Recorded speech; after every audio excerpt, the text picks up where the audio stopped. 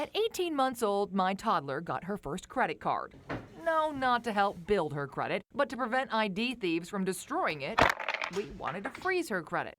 For adults, a credit or security freeze is a simple, secure online process. For a child, it is anything but. Step 1, you have to create a credit file. Because in most states, 2 of the 3 bureaus won't freeze a kid's credit without a credit history. So since kids can't apply for credit, I added my toddler as an authorized user on my credit card, which created a file, not a report or a score, but a file in her name that I could then freeze.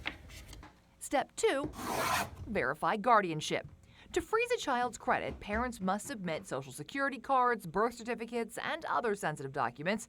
But here's where we discovered the bureaus are putting you and your kids at risk. They ask you to mail those sensitive documents to a P.O. box. I would be concerned about that. The Federal Trade Commission's David Newman says the address alone is enough to tip off ID thieves your entire identity is inside. Which brings us to step 3. But when we first called to request a secure alternative to submit our documents, we discovered another concern.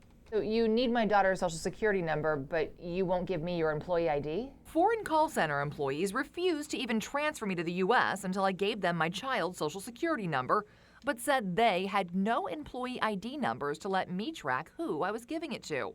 Though one did say she was in India and her name was Jane Smith. If someone is sitting there and they manage to memorize one name and one Social Security number a day, that's probably more than they make in a month. When questioned about the practice, TransUnion and Equifax both apologized and said reps should agree to look up your account using an address and other identifiers, admitting you shouldn't be forced to provide a Social Security number on an international recorded line, but added Indian call center employees have no paper or writing utensils. I assume they have no memories. Over the next 6 months, the bureaus did begin to make some changes. Experian now lets you upload documents online, and TransUnion will give you a fax number, but you have to know to ask. I had to get my 18-month-old daughter a credit card so I could freeze her credit. No parent should be forced to do that. Assemblyman Mike Gatto agrees it shouldn't be this hard.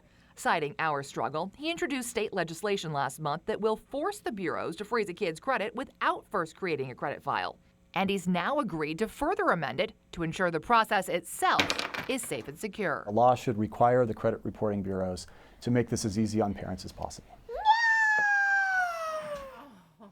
But until then, you can head to kpix.com/consumerwatch for a step-by-step guide to safely freeze your kids' credit, including sample documents, fax numbers, and details on how to avoid specific security concerns for each bureau.